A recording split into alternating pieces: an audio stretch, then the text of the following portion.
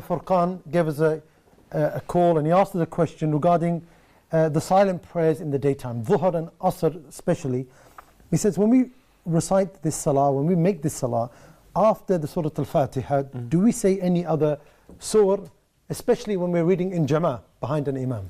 Alhamdulillah, wa salatu wa salamu ala nabiyhi wa Mustafa Sayyidina Muhammadin wa ala alihi wa sahbihi wa man wala wa ba'd. In the beginning, I thank you for joining us for today's episode. I know that you're visiting for a short while. Thank you for joining us. Secondly, the essence of this issue is whether it is required for the ma'moom, and the ma'moom stands for the follower. If we're praying in congregation, is it required for the ma'moom, the follower, to recite on his own, or is it sufficient for the imam to recite and the followers do not have to recite anything? And the khilaf is only concerning Surah Al Fatiha, because anyway, reciting anything after Surah Al Fatiha in the first and the second rak'ah is mere sunnah, whether for the imam or the ma'moom, or even if you're praying by yourself. It will not invalidate your prayer if you did not recite the ayat or the short surah after Surah Al Fatiha, but it's a sunnah.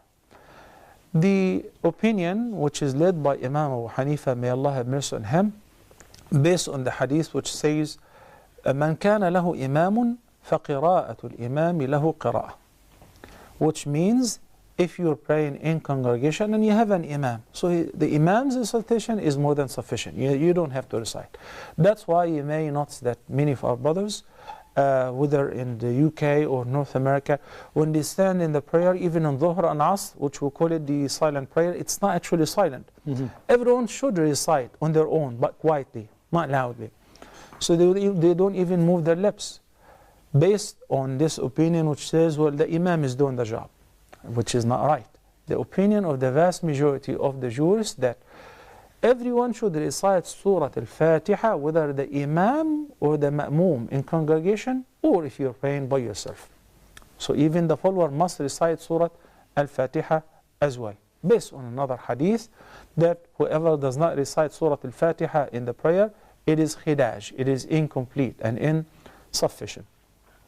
So if you are praying behind an imam and it is not a loud prayer, you're praying quietly, you still recite. You recite Surah Al Fatiha in every single rak'ah.